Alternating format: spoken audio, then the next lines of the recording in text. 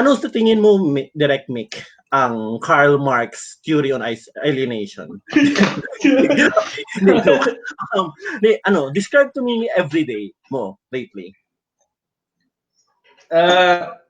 Parang 3 p.m. na ako nagigising ngayon eh. Ikaw.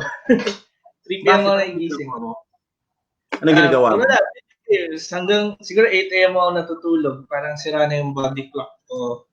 Hindi talaga ako maalis sa condo. Siguro once every 2 weeks, grocery gano'n. Tapos, so, puro games lang, gano'n. And development. Ano yung curious lang, like, anong dine-develop mo ngayon? Siguro yung parang pinaka-work ko na lang, mga ongoing project na puro meeting, like yung Eerie. Ginagawa namin yung prequel ng Eerie. So, kasama sina Ray, Red, they're writing it, kasama si Jairo, Aguinaldo with Star Cinema. So, once in a while, may online meeting kami for the Eerie prequel. And then, minsan, meron akong mga video chat and web calls with US naman. Pero mga ano lang yun, meet and greet kasi nga may recently nagka-agent ako. So parang ini-introduce lang ako sa mga US studios. So puro ganun, puro meeting lang. Wala masyado writing actually. Puro meeting and development. Na-mention mo si Ray Red, no? Of Babae at Baril. Yeah. Cousin ko and she's also a director. Favorite Red ng lahat yan. You're my favorite Red, ganun. Joke, hindi, you're my favorite Red for this show, for this live. Tawag nito. So, well, can you tell us more about yung agent na sinasabi mo? So, actually, na-news na last year na may nag-sign sa akin na agent, manager and agent. So, yung manager ko, the 3 Arts Entertainment sa US, and then through the manager, nakamit ako ng agent. And yung agent na yun was formerly from Paradigm. Siya yung agent nila James Wan. So mga horror director na import. Kasi di ba si James Wan, Australian Malaysian siya na Hollywood. So parang ganun yung specialty niya, mga Asian import. And ngayon, lumipat. Anong movie? Siya yung nag-direct, si James Wan yung director ng Insidious, ng Conjuring. So maswerte ako na na-discover ako ng same agent. Pero lumipat na kami sa CAA, which is a bigger company. Dati Paradigm. So parang very early on pa to. So puro meetings pa lang. And sa US kasi, bihira yung nagpipitch ka. Ang nangyayari doon, para kang director for hire. So ang nangyayari, magbabasa ka ng scripts. Binibigyan ka ng agent mo ng scripts, tapos check niya kung may nagustuhan ka, magka-campaign kayo or magbibid ka for that. So very early pa, so hindi naman ako like, syempre it's good to parang think na eventually magka-US ka. Pero right now, di ba, tinatapos pa natin yung HBO natin. And then meron pa tayong EP. So ganun, pagkatapos nitong pandemic, lipat ka na, iwan mo na kami, ganun ba? But laging honest, very straightforward yung agent, no.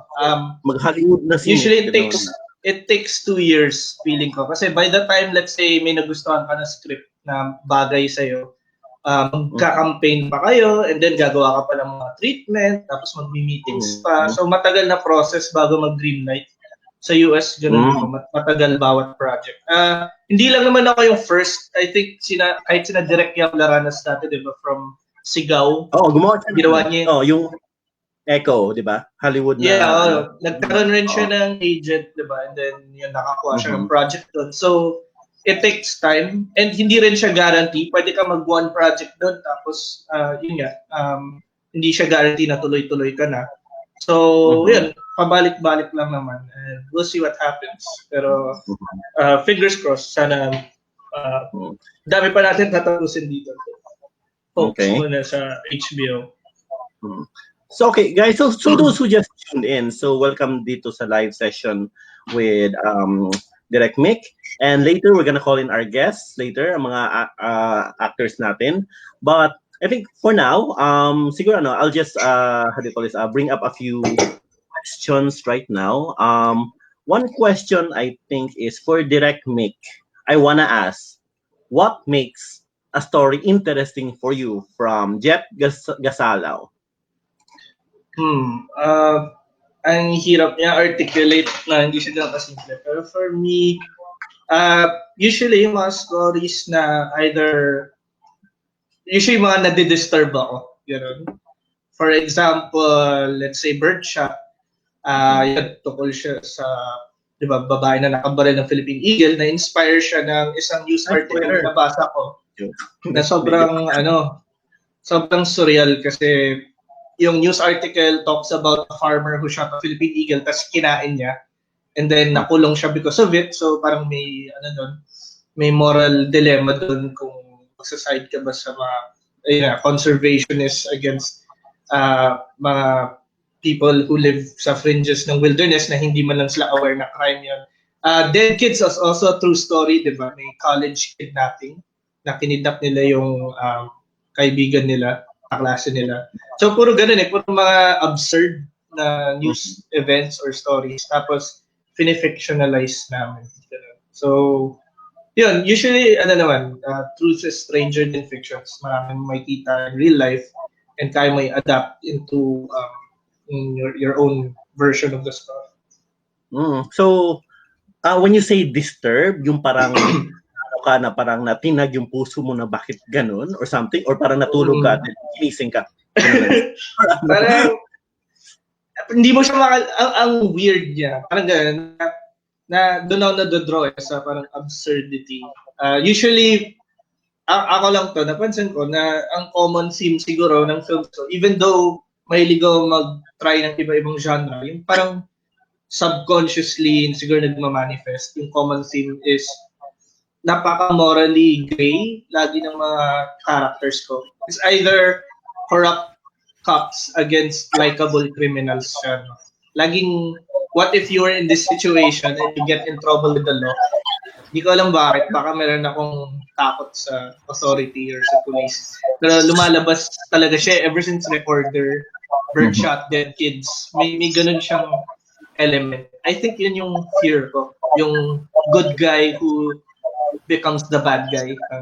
So nilabas mo yung inhibitions mo dito na what if scenario, ganon, or something. Parang, I don't know, takot na ako na the world will think you're bad. So, ang nightmarish ng feeling na yun. Tapos, tinatry mo defend sarili mo or gumagawa ka ng mga morally gray na decision para lang mag-survive. Pero sa mata ng iba, syempre, yan, kontrabida ka. So, ganun usually mga kwento. Okay. So, for those who just tune in, we're here sa Cinema 76 Sessions Live in collaboration with the Lockdown Cinema Club, wherein we are asking for your donations in order to help the displaced film workers na ito yung mga production assistants, mga utility na nagre-rely sa per day nila na pay, ganon. So it's an initiative that was started and we would like to help out in our own little way. Ito yung sort of ambag namin sa industry. So right now we have mga special guests right now na I think nasa makeup at nagme-makeup pa sila ngayon sa studio nila, ganon. So we'll call them in a while. Yung iba na traffic pa, ganon. So nito anyways, I'll ask na lang one last question before we call them in. Wait, hanap ako dito sa na may daming nagtatanong Wait lang ha. Ayan. Ayan. Wait, Direk, where are you? Pareho where do you get inspiration from writing Parang ganun, no? May template ka na ba sa answers na ganun or something? Ito, may isa from Jerome Baguio na to Direk Mik, what writing technique can you share? What do you have common writing disposition? For example, writing while eating to be inspired, motivated. Do you do that? Ka bang regimen when you write? Ano ba? Hindi ako nakakapagsulat sa bahay. Parang, I don't know. Ako parang kailangan ko dalhin laptop ko sa labas para it feels like going to work. Meron kang objective. May office. Quarantine ngayon. Nagagawa mo ba? Wala akong nasusulat ngayon. Puro meeting lang. Diba? Yung nagsusulat ng Eerie kasi si Ray. Pero yun, usually I write outside. And slowly. Or nagka-cram ako. Parang ang ginagawa ko, right before the deadline, kung may project market or yung mga sinumalayo submission dati, ako right before the deadline. Kasi parang pinopolish ko or iniipon ko muna lahat ng ideas sa utak ko. And then, right before the deadline, ito ko ibubuhos. Kasi feeling ko, pag nagsulat ako halfway, magkakaroon lang ako ng new ideas, tapos kailangan ko ulitin yung buong draft kasi iiba yung middle part ng story, gano'n. So parang sinasagad ko. Pero ako lang yan, hindi ko alam kung effective yun. Okay, so at least the coffee shop writing environment works for you, ganon. In public. Okay. Sige, so I guess we should due to insistent public demand sa comment section, hinahanap na itong mga iba nating guests today. So I think I'm gonna need to call them in. So first, I'll introduce them siguro one by one muna. So the first guest that we have is si Miss Dimples Romana, who played Bebet sa Black Z, and most infamously known as si Mondra Kade ng Ginto. Nakakatawa ka, Direk Mik. Hello, Direk Mik. Hi. I know, I'm very cute. Ganun. That's how I live. To be Hello cute. sa lahat nga pala ng nanonood sa atin. Kamusta po kayo? Ayan, si Miss Dimples. She's here now live. So if you have questions for her or mga comments, just feel free to comment lang. And ang next guest po natin ay si Vance Larena, who plays nasa Backwit Boy siya, Find Her, and Dead Kids. Siya ang kaibigan mong hindi ka pinipilit. So, pasok! Hi, Vance. Hello po sa inyo lahat. Sa lahat ng nanonood. Hi, Mars James. Hi, Direk Mik. Lamig dyan. Oo nga, parang siya lang ang naka-aircon. Nandito sa tapat ko kasi. Hindi ka naman, baka lalamigin ka niyan or something. You need a fan. Okay, so next guest natin ay si Joy Apostol. Siya ang breakout actress of the hit film ng PPP, Birdshot. Yes! Go, Joy! And dami na rising career to ni Mary Joy recently, nandun siya sa teleserye, di ba? Dos Stardust ba or something? Dos Stardust. Ayun, so siya yung sa Birdshot. Nasa Eerie rin si Mary Joy. Eerie. Oo nga, nasa Yeah. Direk, parang napansin ko lang ako ang least favorite mo kasi yung dalawa mong artista. Nakatatlo, dalawa. Ako, isa lang. Tapos di pa tayo sure kung buhay ako or patay. Yan mahirap schedule mo Mahirap schedule. Hindi pa yan. I really like your character. Balita ko, mahirap schedule. Sa Black Z, I really like your character. So if there's a sequel, gusto ko siyang bumalik. Kasi ang badass niya Ako rin gusto ko siyang bumalik. Siyempre. Oy, may warning lang guys, may mga spoilers mamaya. So, baka kasi pag-usapan namin yung mga movie like Black Z or Birdshot and Dead Kids, so baka may spoilers. So, spoiler alert. Pero yun, sinadya namin mabuhay si Bebet kasi alam namin magiging fan favorite yung may ebidensya tayo ha. I-record kong live na to. Alam nating mabubuhay si Bebet. Sabi ni Direk Mik. Para sinasadya namin para one day kung kailangan namin ng parang sore arrival moment. Siyempre, Actually, we're missing one guest right now, pero unfortunately, she can't make it kasi nagka-technical difficulty yung net niya. Medyo mabagal. So, si Maris Racal, unfortunately, can't join us. So, maybe next time, I don't know. So, sayang, I really wanted to meet Maris kasi Bisaya siya. I'm Bisaya din, ganun. So, yun, mabagal daw yung net niya. Pero alam mo yung sa iba, like sabihin ng mga iba, uy, yung net ko nagloloko. Then sabihin ko, ba't ka nagpaloko? Joke, hindi. Anyway, so, I love it. Swabe, Direk, ha? Kasi Vic, sobrang big fan ng patay na si Jesus. Oh, wow. Sana nanonood siya sa pala sa mga nanonood, Direk. Introduce din natin si Direk Vic Villanueva. Siya po ang director ng Patay na si Jesus. Nung nasa YouTube pa rin po yun. Find Her pala. Direk, ito blush ka. I know. Well, amateur. Tsaka Kusina Okay. Kings pala, no? Oh, Kusina Kings, Jan and Martian. But this is not about me, guys. It's about you. So, let's carry on. So, ang question ko sa inyo, actors, well, let's start with muna the obligatory na, kamusta kayo? Kamusta ang buhay lockdown? Kamusta ang buhay quarantine? Sino gusto mauna? Sige, let's Yung pinaka- Pareho lang naman tayo. No?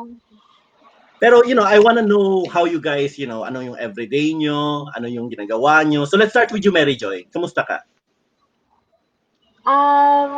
Okay naman po dito sa bahay and nakakapag-quality time po ako with family, ganun po. Pero syempre, medyo naboboard din po ng konti kasi bawal talaga lumabas since may kalsada, talagang medyo mahigpit. So, yun po. Mm-hmm.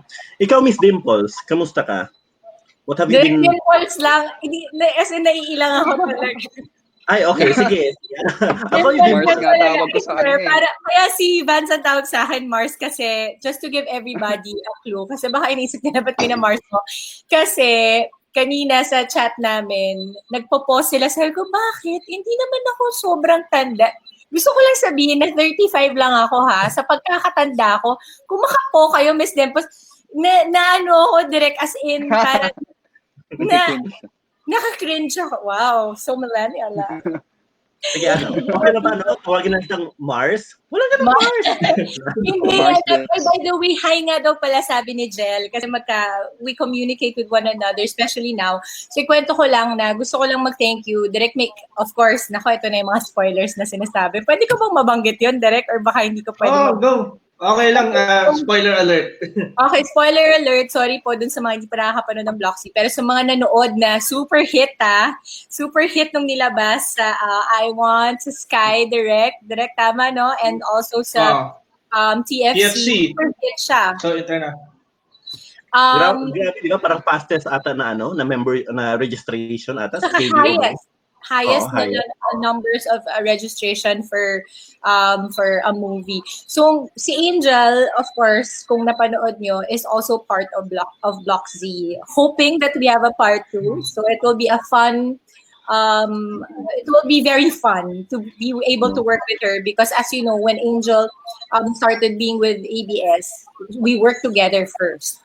So ngayon, alam mo naman tong philanthropist kong kaibigan, si Jel works with it's her project, United We Stand PH Direct, where we pull funds from donations for the quarantine, and then yung mga donations sa mga tao po na nagbigay. By the way, kung nanonood kayo and you donated, maraming salamat po sa inyo.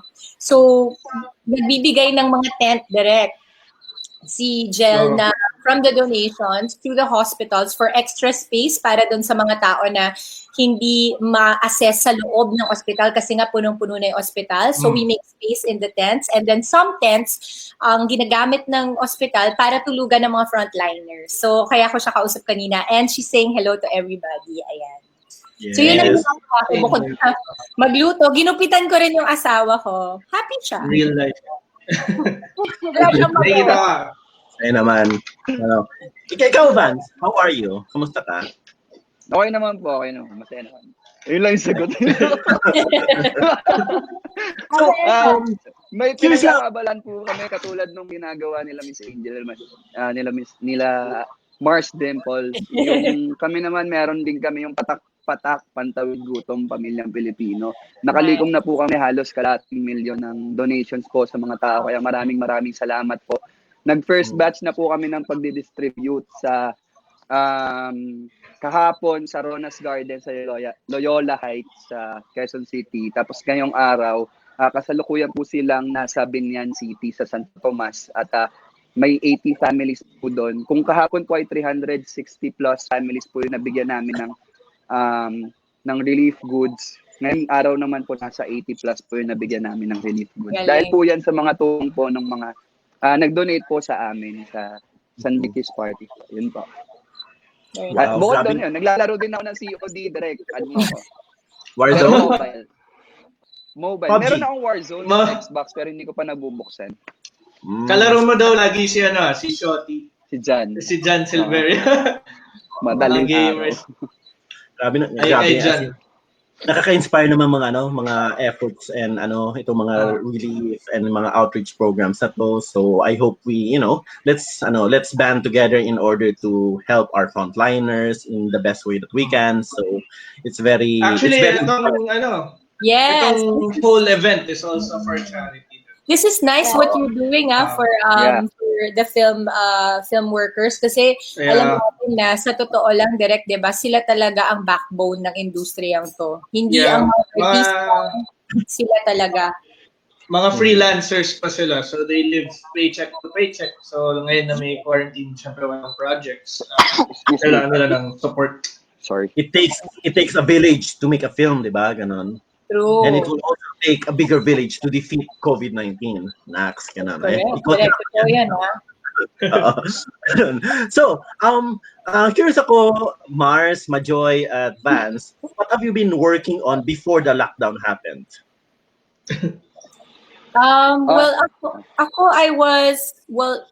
Ako kasi I took a vacation. I went to Finland with my family after Kadenang Ginto. Kasi yung Kadenang Ginto, almost 2 years kami. So, if you work on teleseries that long, isipin mo habang nagkakadenang Ginto ako, nakapag-Block Z ako nakapag-Vice ako na movie. So, medyo sobrang grabe yung schedule ko. Huwag natin sabihin walang schedule. Baka hindi ako kunin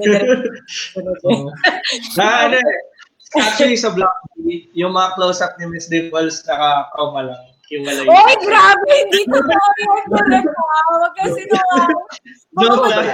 Sa'yo kasi ito ka. Para siyang Robert Downey Jr. Avengers namin. Solo siya. Hindi totoo yan, Direk. Hindi, okay naman. Magaan schedule. Alam mo, ang tawag dito, Nagagawa ng paraan. Thank you, Direk. So I really got to do a lot of jobs right before I took a vacation with my family kasi hindi ko na rin sila nakikita. At very important, I'm sure that we're also realizing at this point in these very trying times that family is very important talaga. Kasi ito, katulad nito, 'di ba? Ngayon mararamdaman mo talaga na yung pamilya mo yung talagang makakasama mo at saka kung hindi mo man sila makasama, sila yung tutulong una sa'yo, di ba? So, I really took the time off. I think mga almost 3 weeks din akong umalis. And then after that, I had to come back and shoot for my brands, for the endorsements that I have, because commitment ko na yon. And that's what I was working on right before the quarantine happened.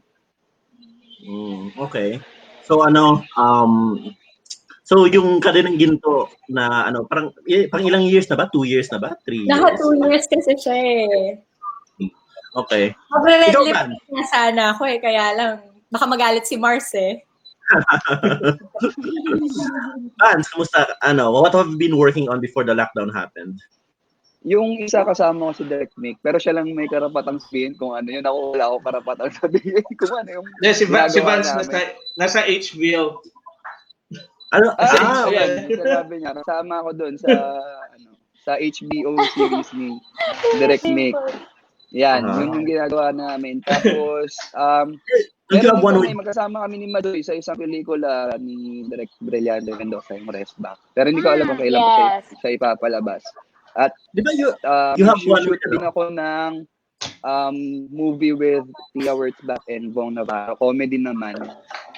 You have one with Direk Eric na yung rom-com. Meron din po pala akong pelikula dapat sinushoot na namin ngayon with Direk Eric, Eric Mati. Magbibida po sana ako doon. Ayun. Magbibida po ako doon. Sana sinushoot na namin siya ngayon. Ikaw Majoy. What have you been working on before the lockdown? Ako po nakapag-ipaglaban po ako before talagang mag-lockdown. Nakapag isang episode ako sa Ipaglaban. Then, nakagawa po ako na movie din po.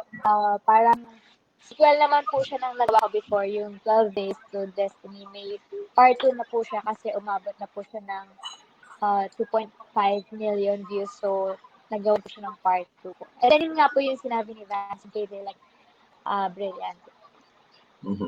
Okay. Sige. There's napupuno yung FB live Comment natin ng section. mga comments, mga ganun. And we have people na, Dimple Natics. Yung ba yung tawag ng fans mo, Mark? Cute naman nila. Alam mo, cute yan sila. Very supportive yan sila. In fact, I love how all the supporters would really support not just our jobs, but also the people that we work with. So, yung Dimple Natics na yan, love na love nila yan si Direk Mik.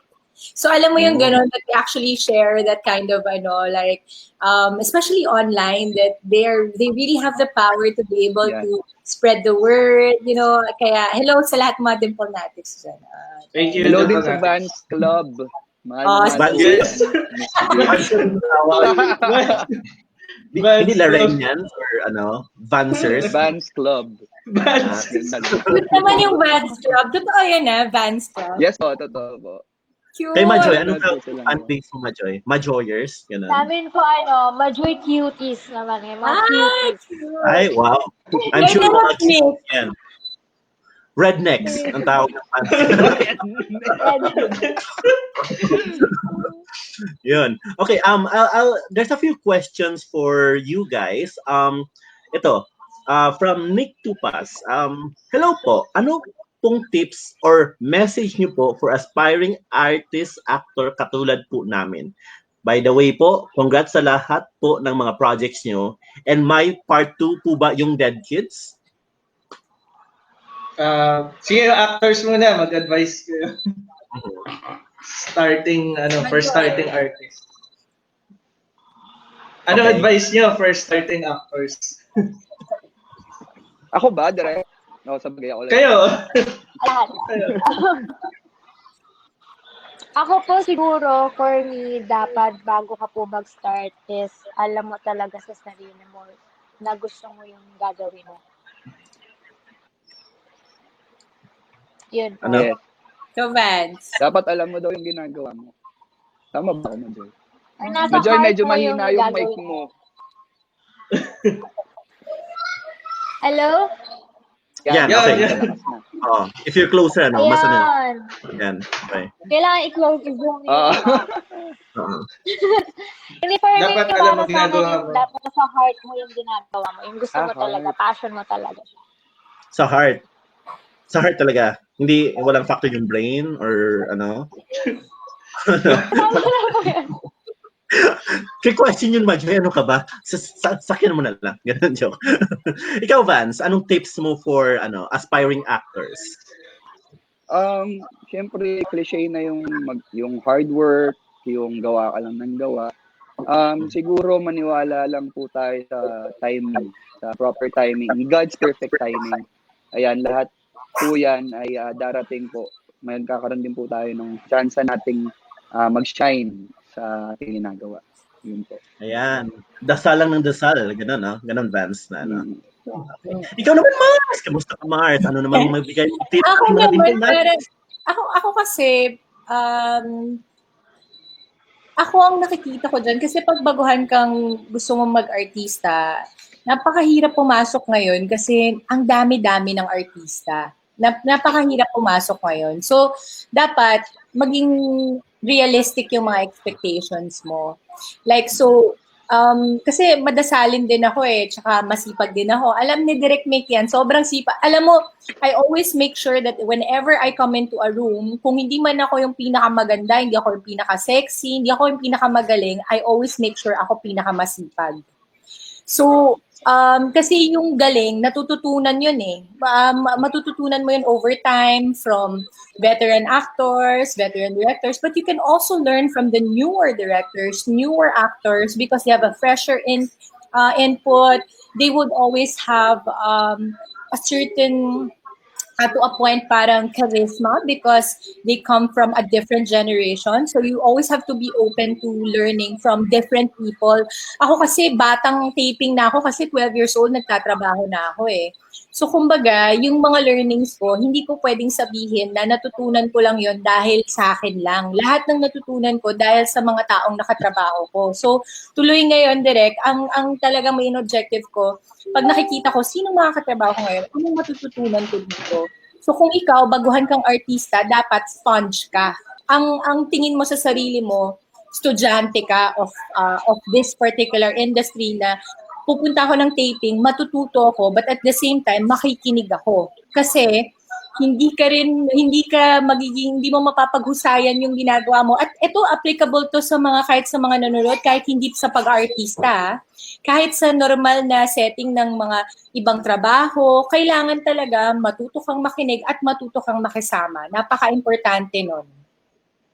Collaborative. Gusto ko dugtungan yung sinabi ni Miss Dimples, Direk Mik and Direk Mik. Ang sarap lang katrabaho ng mga ganyang klaseng Mars Dimples na na maging katrabaho kasi ako din kasi ganun yung ginagawa ko, yung maging sponge ka, magtanong ka na magtanong, pero masarap kasi ding magtanong sa mga willing magbigay at willing makinig, willing magturo sa'yo.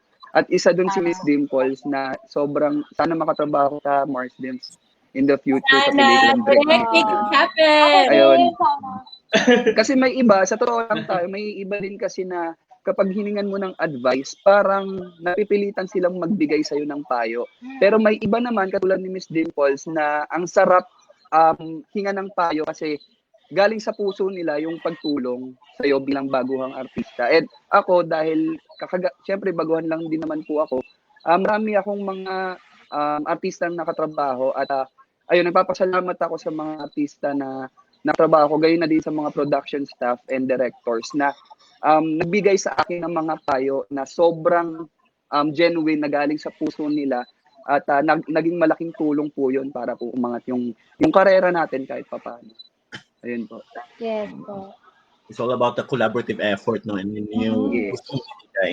And tama ka, Mars, na ang dami ng gusto maging artista ngayon, no? And especially with the social media platform, TikTok lang, 'di ba? Parang wala ka lang t-shirt, ang dami mo ng followers, 'di ba?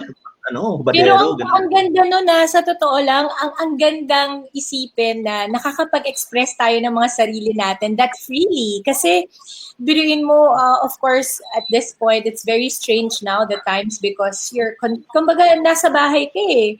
If you're a creator by heart and you're an artist by heart, naghahanap lagi yun ng lalabasan na medium. And I'm just so happy that we have, online and to share that kind of creations. Because sa totoo, alam mo, yung TikTok, pag inisip mo, minsan rin natin, kasi we all cope differently eh.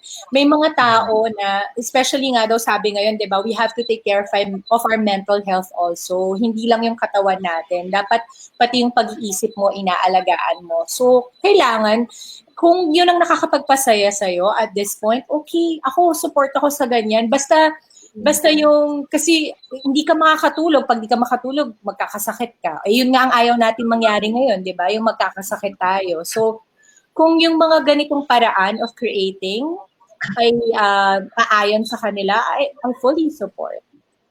Like, self-expression is also a form of self-love, di ba? Like, kailangan mo nang ilabas yung what's in your heart, gano'n.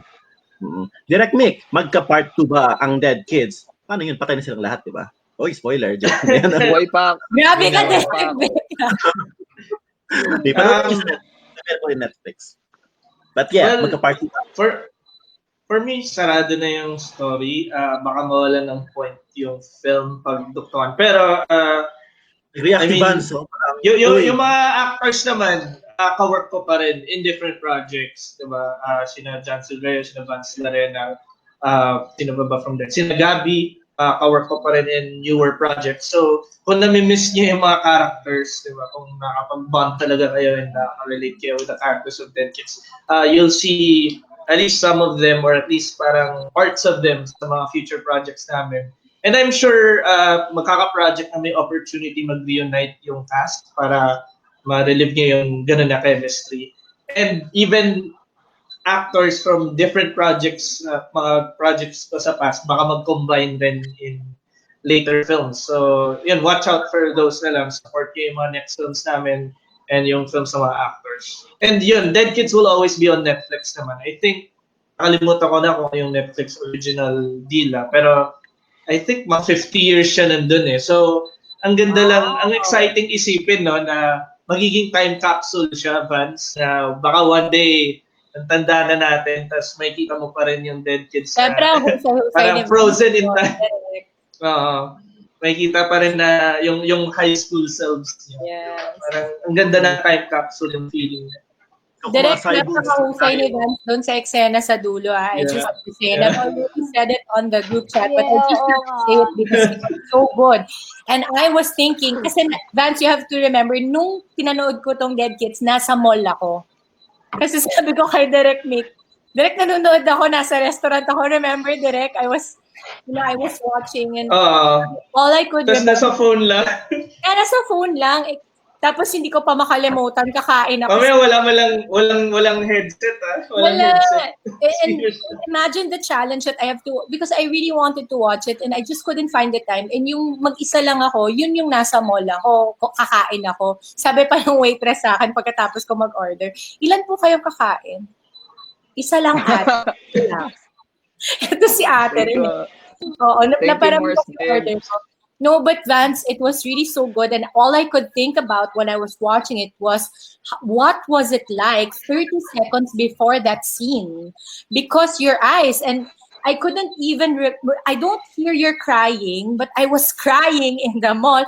I couldn't hear your crying. Parang naka-over ang scoring mo, Direk eh. Tama ba ako? Ano ba to? Yung nasa kotse o yung nasa school? Nasa kotse, Direk. Nagkayakat sa kanya, sabi ko, oh my God. And I was like, and to think pag artista ka, minsan ang hirap mo nang maapektuhan kasi may slight jaded factor ka na eh. Dahil alam mo, artista to. Pero I was like, all I could think about was, what was the process like for this actor to do this kind of scene? You weren't even saying anything. Napakahusay. Ano pa yan nagmamadali kami. Namumula na ako. Magic hour yun eh. Magic hour. Salamat po. Thank you so much. Ang pula mo, Oo nga eh. Namumula ako sa akin. Mo, Van. Sana makatrabaho kita. Yun ang masarap kasama. Yung grabe. Ito yung shot mo. I cannot forget. Ito, pag ganun sa kanya, it was like maybe 3-4 seconds, but he made it count. He was like, wait a minute, I only have 4 seconds to give this emotion. Mars, okay na yun, Mars. Do it now. Ganun. Dimples, solid. Vance Club na si Dimples. No, and ako talaga, I appreciate, really good. Maski si Majoy, alam mo si Direk Mik, ang power niya sa actor is in the quiet scenes. It's not even that. It's not that. Ang strength ni Direk Mik is to motivate the actors in such a way that the quiet scenes are louder than the ones when they were speaking, because Lord knows in Birdshot, Majoy only said 5 words? Joke naman. Joke lang din. Konti lang yung mga linya niya doon. But, I mean... And nung Birdshot talaga, first film ni Majoy, first full-length niya. So, through auditions with... Stunning. I feel so honored, Direk. I'm in this live. I cannot tell you. At least I get to tell them. Ang dami nahakot na awards ni Majoy. Yes! Pero Yes, thank you tanong sa inyo actors, sige, ikaw muna, Vance. Okay, go. Hindi, coming from Miss Dimples, yung mga papuri niya. Si Mars Dimples Romana, isang napakagaling na actress naman po talaga. Yes, nandun ako, in fact, nandun ako nung premiere night ng Deadma Walking. Sobrang husay na husay po ako sa inyo. At pati na rin yung sa mga ginagawa niyo kay Daniela. Hindi naman sisikat si Daniela kung hindi magaling yung artista. Kaya gusto ko lang ibalik compliment na sobrang maraming salamat po kasi yung mga papuri niya po na ibinigay niyo, syempre matatandaan po namin yan bilang batang artista at habang buhay po namin dadalhin sa puso namin at pagbubutihan pa po namin para at least kung hindi man at par, medyo umabot po kami sa level ng actingan niyo po, Miss Dimples. Naku, hindi. Sobra-sobra pa kayo. Dahil Lord knows, nagsisimula ako, wala akong alam na ganyan. Kaya bilib na bilib ako sa inyo. Sa loob na po talaga. Ay, asawa ko pala yon. Sabi ni Boyat, go Direk Mik. No, but really, nanonood siya. it's nice. Lalo ngayon, maraming nanonood na gusto mag-artista. They will find hope in you, Majoy, and in you, Vance, because alam mo, dyan ang gagaling yung hope ng tao eh. Pag nakita mo na merong taong nagsimula at kinaya nilang magbigay ng ganun kahusay, tapos pareho kayo nasa Netflix, my God! Hello! Diba? In, Iba yun. Iba yung impact nun. in connection to that actors, since we're here, gusto ko itanong, what is it like working with Direk Mik? Nang babato ba siya? Nang inspiration? Mauna na ba Hindi. ako? Mauna na ba? Ano bang ano? Go. Yeah. Si While Direk. we're here, Alis mo na ako. One word i-grill lang. natin si Direk. I love What Direk is it Mik. like? I love working with him. He knows it. I tell him all the time. Feeling ko napapagod na nga siya sa akin. Sabihin ko sa kanya, gusto ko siyang kausap. At sa totoo, alam mo, if you know me, like if you're very close to me, si Jel alam niya to, na hindi ako nagsasabi ng bagay na hindi ko nararamdamang dapat kong sabihin.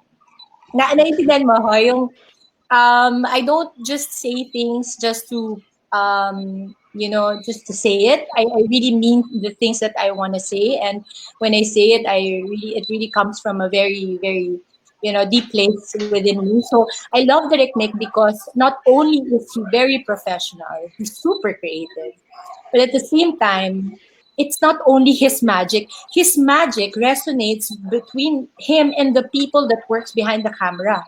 Yun ang leader, di ba?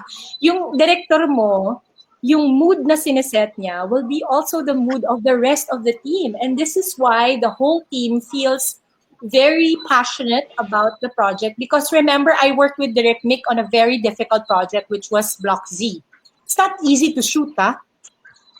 May mga continuity ng dugo, zombies, kailangan makatotohanan, and everybody felt his passion without him being forceful about it. He didn't force like people to be this way. He was just very chill, and I remember listening to very millennial songs over the system. Dun ko na-realize. Okay, iba pala. Hip-hop. Very hip-hop.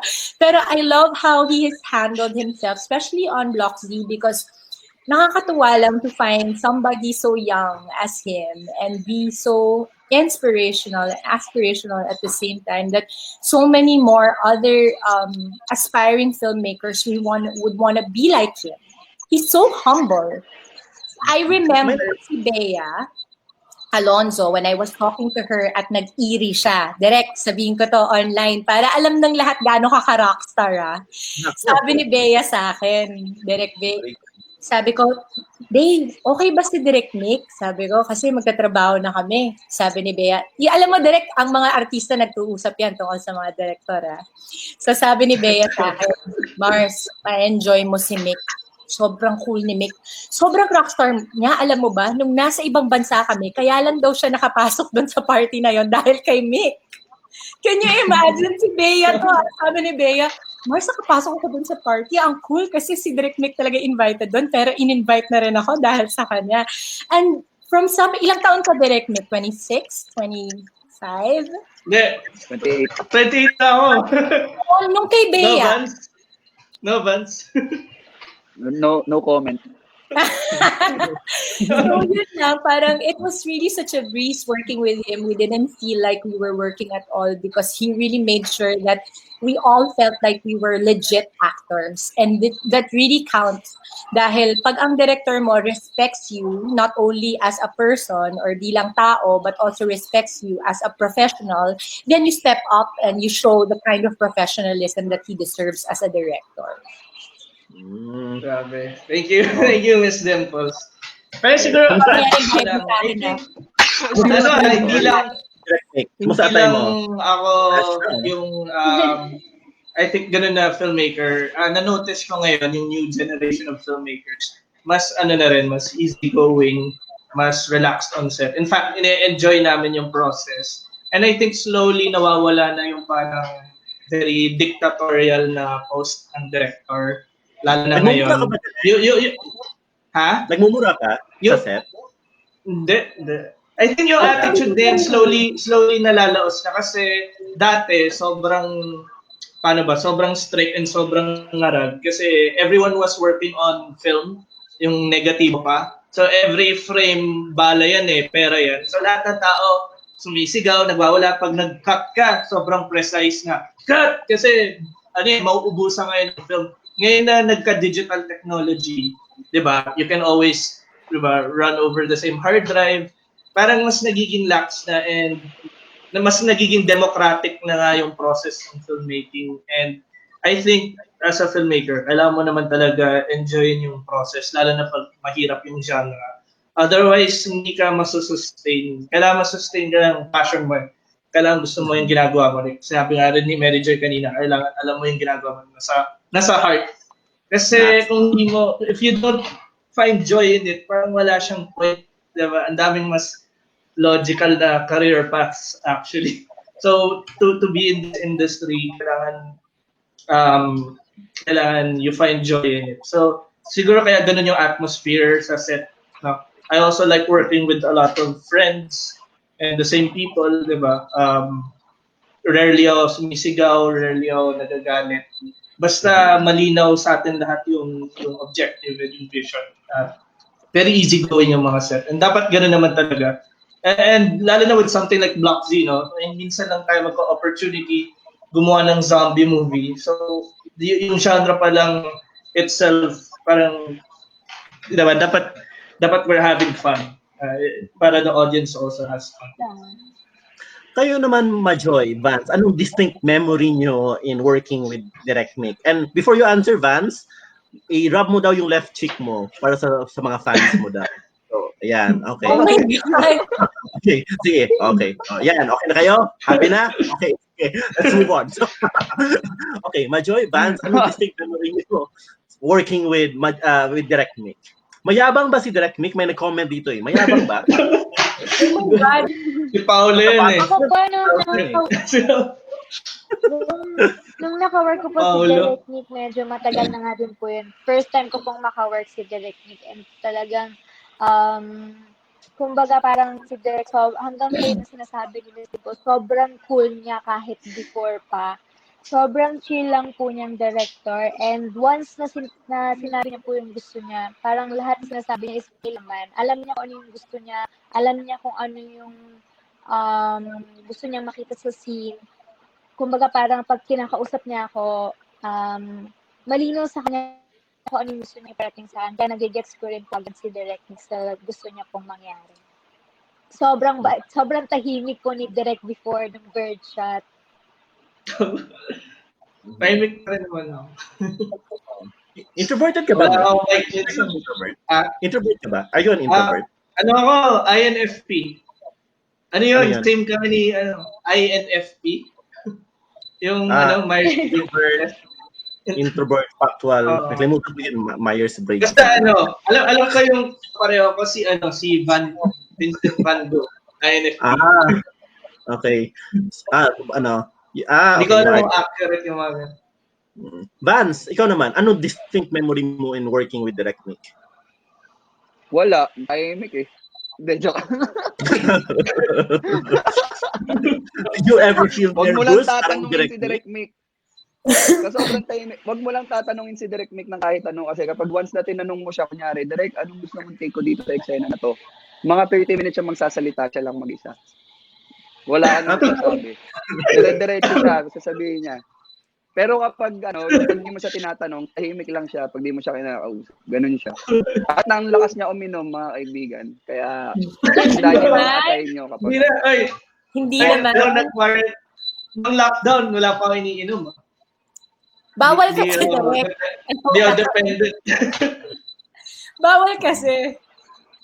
Okay, may question tayo for Mary Joy. When po kayo nagsimula mag-act and paano po nagkaroon ng interest sa pag-acting? And I think I should also ibato ko na rin sa inyo Vance, Mars, na ano yung turning point nyo or na-inspire kayo na okay, acting is gonna be my thing. And probably sa'yo din, Direk Mik, when did you say na kukolekta ako ng Yeezys, ganon? Or kapag Direk. So, ano yun? Mary Joy? Paano po? Nag-start.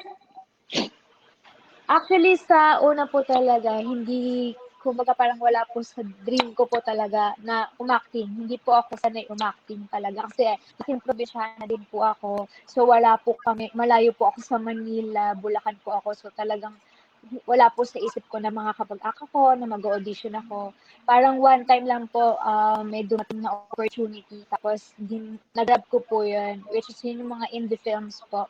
Then, sakto po na first ever ko po talagang nagawang movies yung Birdshot po talaga. And mga ilang taon po ako noon, mag-18 po ako noon. But nag-start na po ako ng mga indie film ng mga 13, mga short films po. But yung first movie ko po talaga is Birdshot po. So ano yun? Tapos hanggang sa ano yung nag-ignite sa iyo, Majoy, na this is what I wanna do?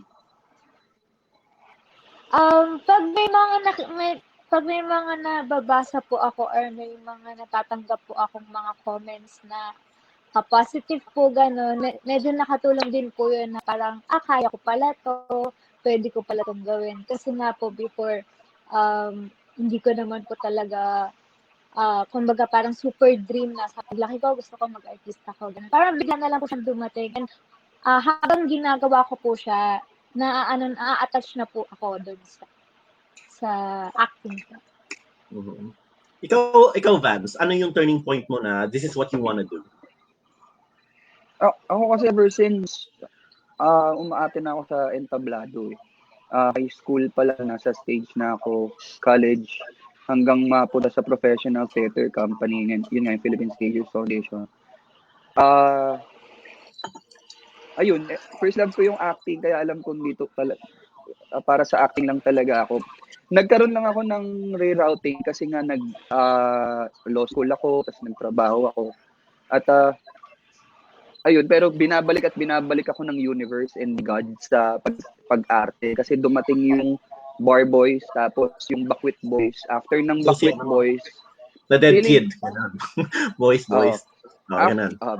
Yung Dead Kid.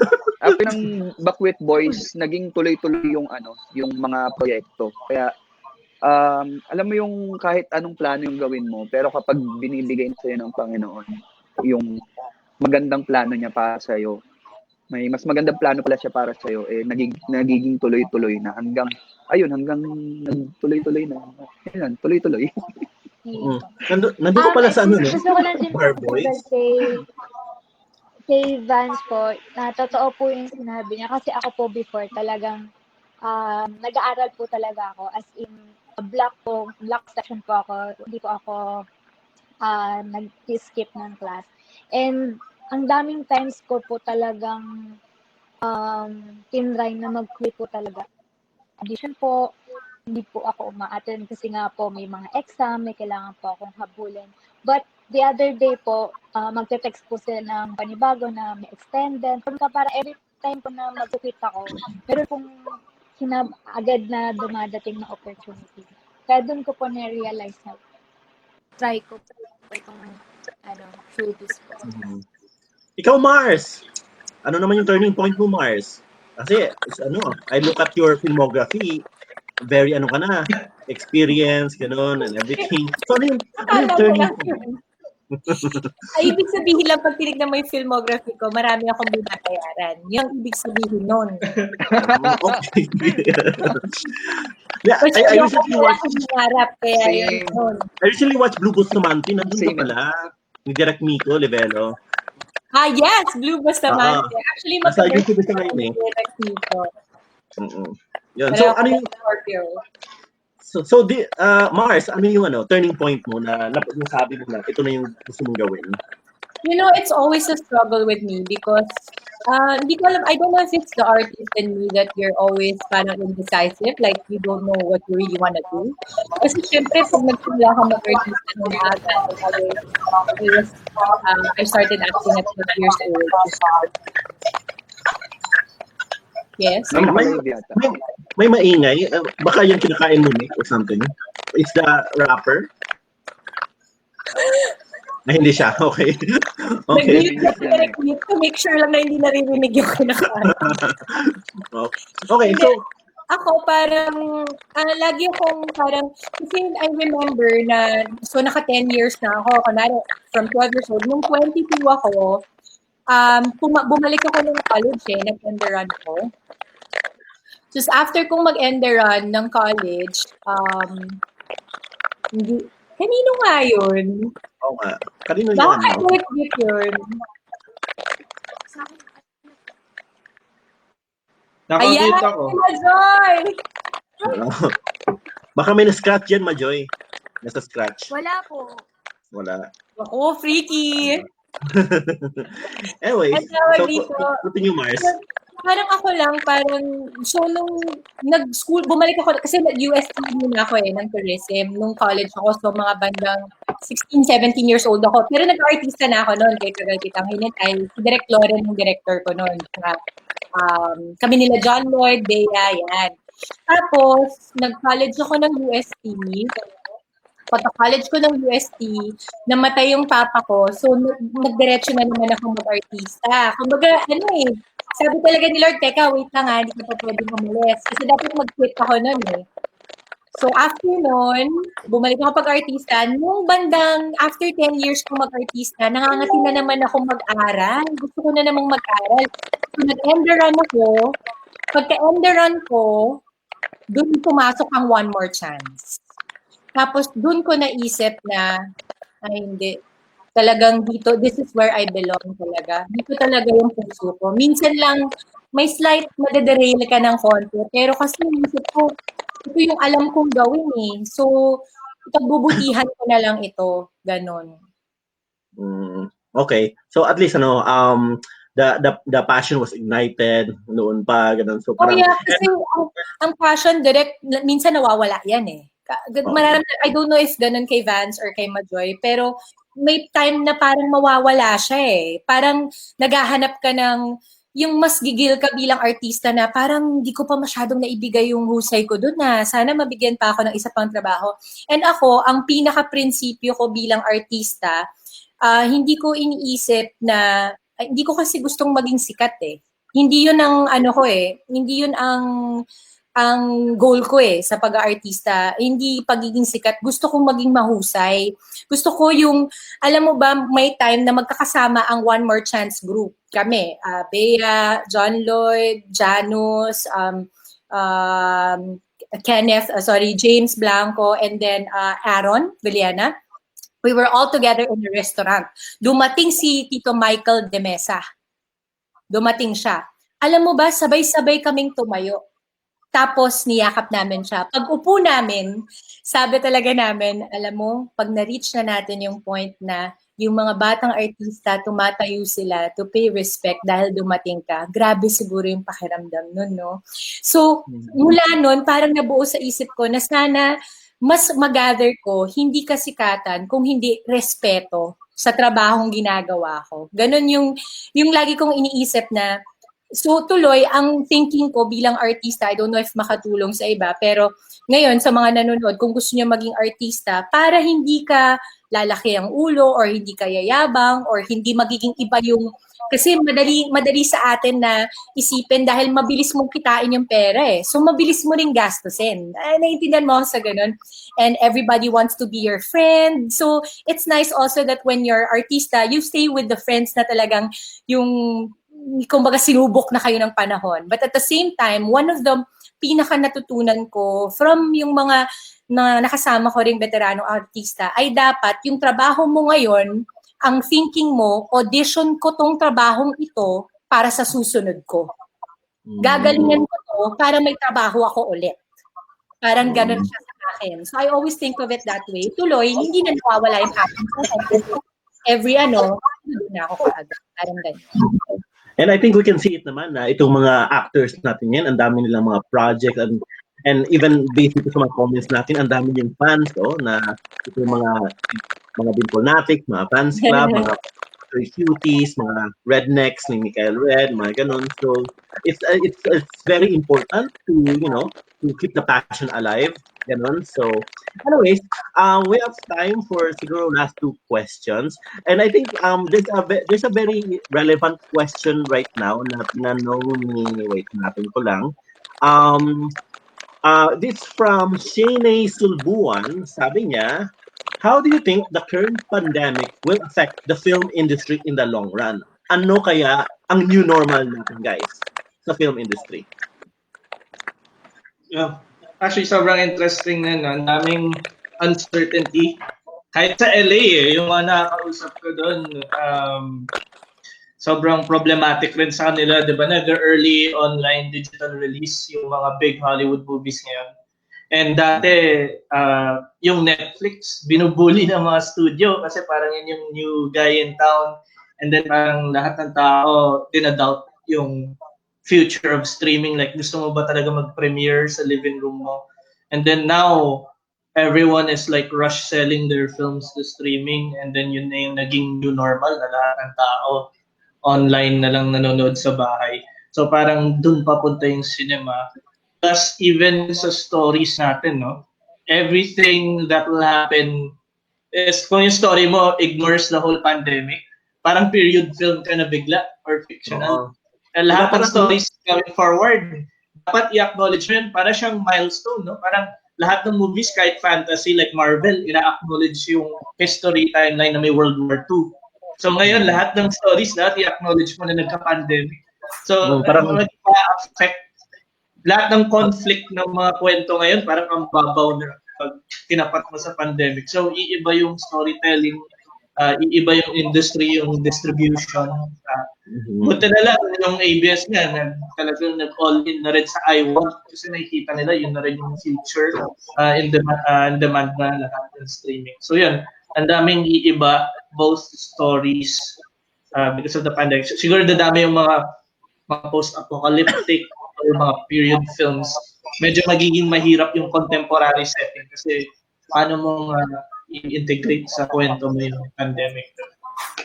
So parang you'll have characters na, where were you when the pandemic started or nasaan ka nung quarantine? So parang period film na. Parang 9/11, di ba? May mga films after and before 9/11. Ganun siya medyo world-changing siya. So ngayon, kung may mga ongoing projects kayo, di ba, paano yun? Baka biglang yung conflict nyo, hindi na siya as heavy because nangyari lahat to. So kailangan nyo i-adjust yun. Or yun, i-integrate nyo talaga sa kwento. Or yun, iiwasan nyo na to by going into the future, mga post-apocalyptic, futuristic films, or fantasy, or period film. Parang yun na lang yung options yan. Ang tricky. Kayo actors, like ikaw Vance, like what do you think will happen after this pandemic? Paano kaya magtrabaho ang mga actors? Kasi usually sa set ang daming tao, di ba? So will that affect everything or paano ba? Or are you guys open to remote directing na kayo na mag-shoot? There's a lot of possibilities. Hindi, marami naman kasing outlet ng pag-arte. Nandiyan ang teatro, nandiyan ang yung mga vlogs, ang TikTok, etc. Siguro ang mas malaking ang magiging epekto nito ay sa production sa mga producers, ganoon na din sa directors ng films and TV series. Ganyan, pati yung mga commercials. Feeling ko sa kanila, hindi sa artista. Kasi ang artista, pwede namang umarte kahit saan. Siguro, maapektuhan din kami sa kita. Kasi, syempre, hindi naman lingid sa kalman ng iba na may kita sa paggawa ng pelikula, may kita sa paggawa ng teleserye. Siguro doon kami lubos na maapektuhan. Pero in terms of passion namin sa pag-arte, ang naniniwala kasi ako na ang artist, kapag deprive mo yan ng isang medium ng pag-express niya ng kanyang talent, makakahanap yan ng ibang platform para sa kanyang artistry. Kaya I think, yun po ang magiging epekto para sa aming mga artista. Ikaw, Majoy, anong tingin mo?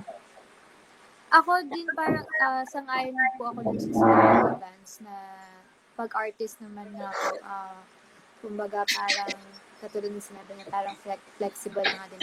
Siguro mas maapektuhan nga din po talaga yung mga producers, yung mga talagang nasa likod ng showbiz po, yung mga gumagalaw po sa likod.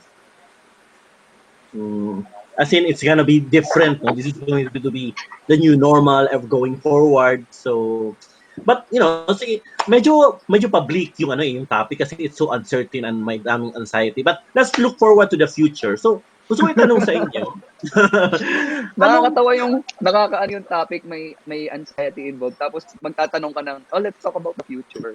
Oo, diba?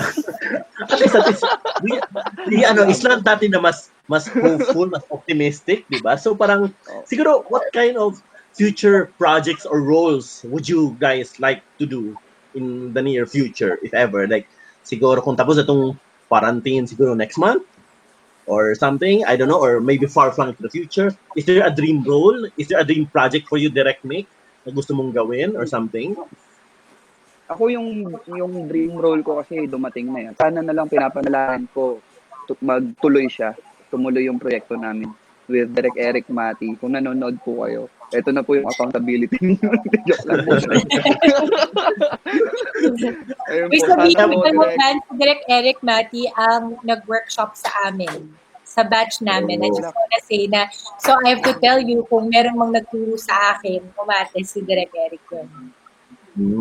Ayun, sana po matuloy yung proyekto namin kasi siyempre, pangarap yun.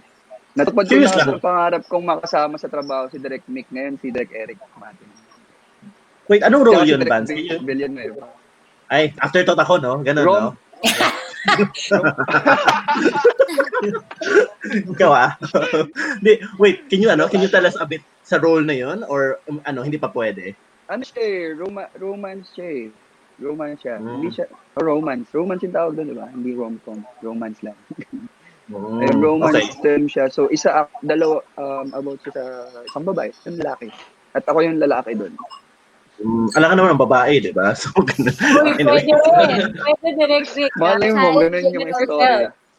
No, Mars, gusto ko tayo makatrabaho very soon. So, malapit na yun.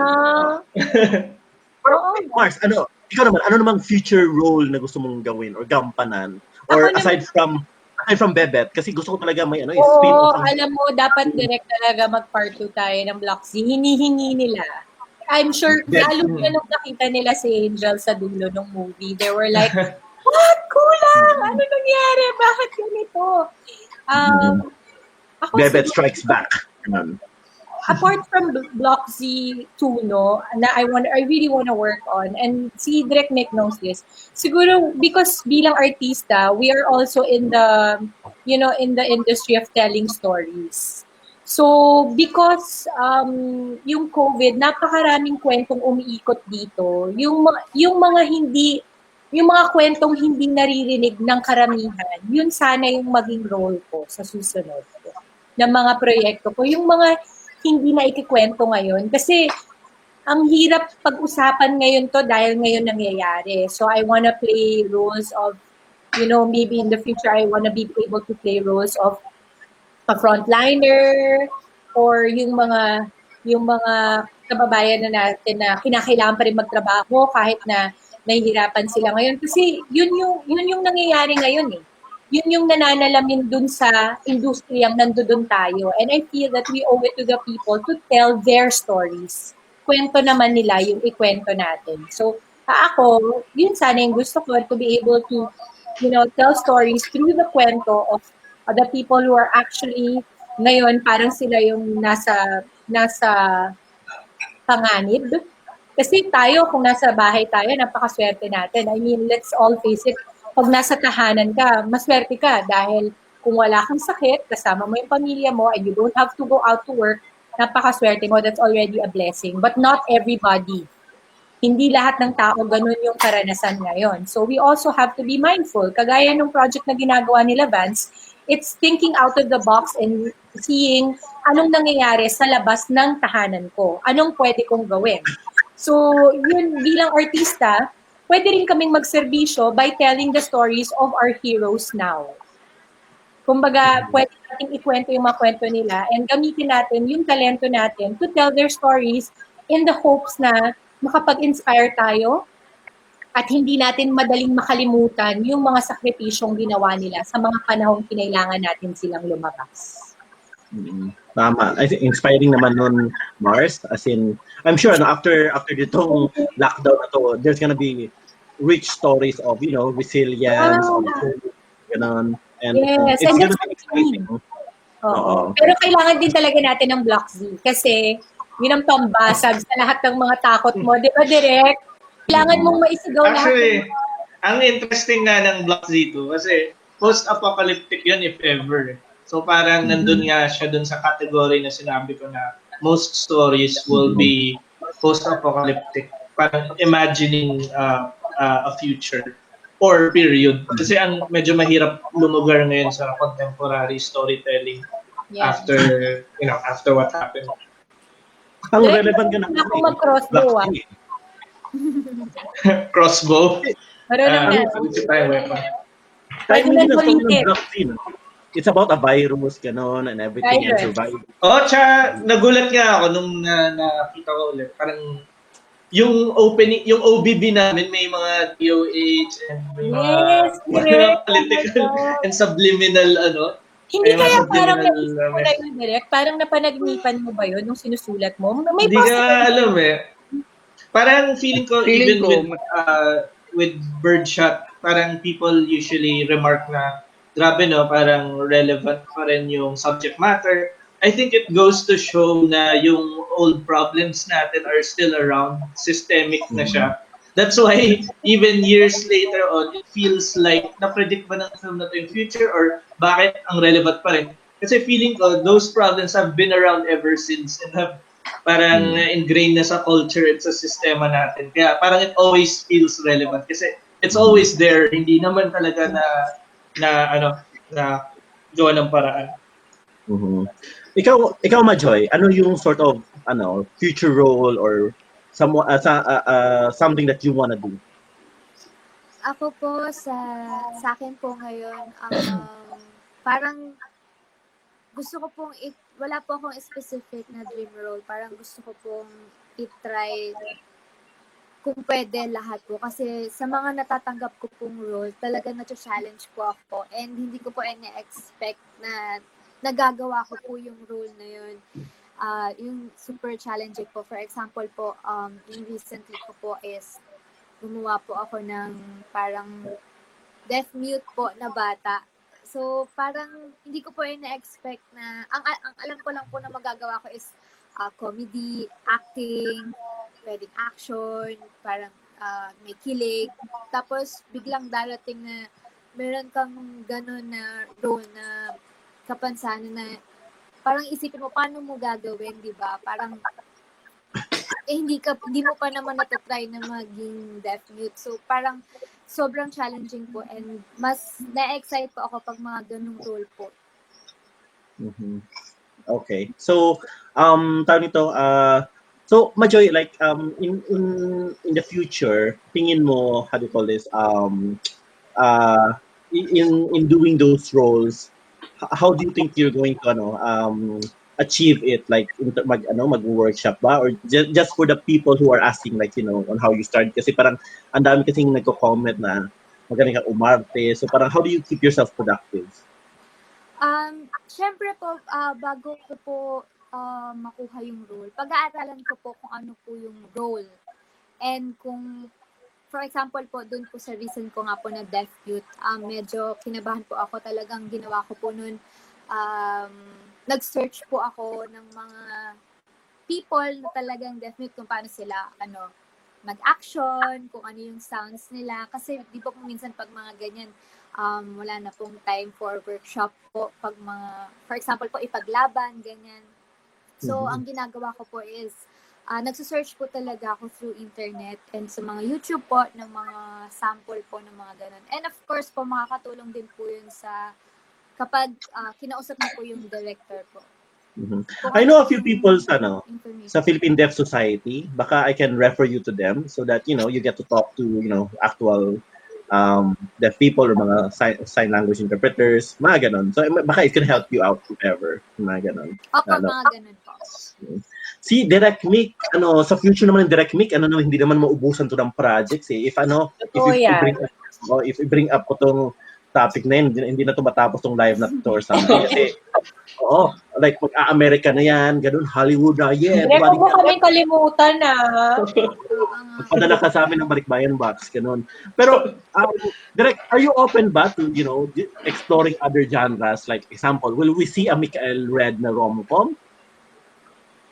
Kasi may love life ka nga eh. So, I'm sure Uy! marunong siya mahal. So, Don't think ako ng love life mo, Direk. Hindi. Kasi never ako nag-formal film school. So parang never ako dumaan sa parang exercise of trying every genre. So dito ko na nilalabas. Every film is an opportunity to learn and try something new. So even though may consistency sa themes ko, iniiba ko yung genre. Kasi gusto ko talaga, gusto ko matuto and gusto ko mag-experiment and mag-try. Siguro yung difference lang with rom-com is kaya siguro hindi mo na pupunta sa genre niyan. Marami naman tayong filmmakers locally na magaling na doon and forte na nila yun. So, kaya na nila yun. Mas gusto ko muna gawin yung mga hindi masyado natatakal na genre dito. Like, yun nga, yung Arisaka with 1017p is a revenge western. Parang hindi pa masyado nakakita ng revenge western. So, yun yung ginagawa ko kasama nila Paul Soriano. Yung Half-Worlds natin, di ba? It's parang dark fantasy thriller. So, mga ganun. Parang gusto ko mag-try ng mga things na as a frustrated audience siguro, gusto ko makita dito locally made. Pero wala pang masyadong gumagawa. So, na-try ko na lang. And yung Dead Kids also was because I've always wanted to try like a parang barkada heist thriller na may super bad elements, di ba? Kasi I've always, wanted to do that. And yan, nakahanap ako ng real news event na nagmamatch yung gusto ko gawin, try na form with the subject, di ba? Nagmamatch. So, yun yung ginagawa ko. may nag-comment na open ka ba or gagawa ka ba if ever given a chance, gagawa ka ba ng BL film, which is very uso ngayon, yung BL. Alam niyo ba yung BL, guys? BL film. Ano yun? Yung yung boys love, yung parang parang gay story, gano'n na rom-com, gano'n or something. Are you open to doing something like that? Uso ngayon yung together. Hindi straight up romance. Kunyari gagawa romantic movie, talaga ko ng isa pang layer na may bigger conflict. Kunyari lang sobrang random. Kaya kunyari Titanic ni James Cameron. Yung conflict ng love nila is not just yung class divide or yung emotions nila. Ang kalaban nila may disaster or ang kalaban nila may epidemic or ang kalaban nila may war. Parang may isa pang layer sana. Ayoko lang na yung kaya sila nahihirapan mag-get together dahil sa emotions nila. Gusto ko may one more layer pulling them apart. Or may sci-fi element like yung Kimi no Nawa, di ba? Parang gano'n. Gusto ko lagyan ng gano'n na layer. Pero magandang conflict na yung kalaban nila is yung society na hindi sila magmahal, no? Ganun or something. But anyways, but those are But ikaw, ano dream project mo, Vic? Ha? Gawa Ano ko dream project mo? Para maano ko yung mga girlfriend ko. Gawa tayo ng Oo. Okay. Anyways, guys, I think we need to end our live stream. We are running out of time. So before we sign off, I would like to ask you guys if you have any parting words to our viewers. Kung ano yung gusto nyong message sa kanila, or do you guys have anything to plug or something? Now, you can share with us. Sure, thank you guys. Thank you for being with us and participating in this group chat. Sana punta kayo dun sa Lockdown Cinema Club. Support nyo yung charity para matulungan yung mga freelance film workers na walang munang projects ngayon. Support Cinema 76, ang ganda ng mga ganun na venture and initiative. And nagpapalabas ng mga hard-to-find films or art house films or independent films. Support nila yung local cinema. So please support them. Watch them sa mga venues nila or yung mga online events nila, yung mga streaming events nila, support them. May Facebook page sila. And may nagtatanong kanina pa about how to start an indie film with no budget and equipment. Hindi naman problem yun. Ako nga, nag-start ako mini DV camera, tapos ako lang lahat edit and shoot. I think yun yung best way to learn is just to go out there and make. You have to make films that no one asked for. Kahit i-upload nyo lang sa YouTube. Kasi kailangan ma-enjoy mo muna yung process. Don't wag ka ma-hesitate kasi kailangan yung first film mo is the perfect film. I think yun yung maghihinder sa'yo and yun yung magsa-separate sa enthusiast sa actual filmmaker. You have to actually go out there and make one.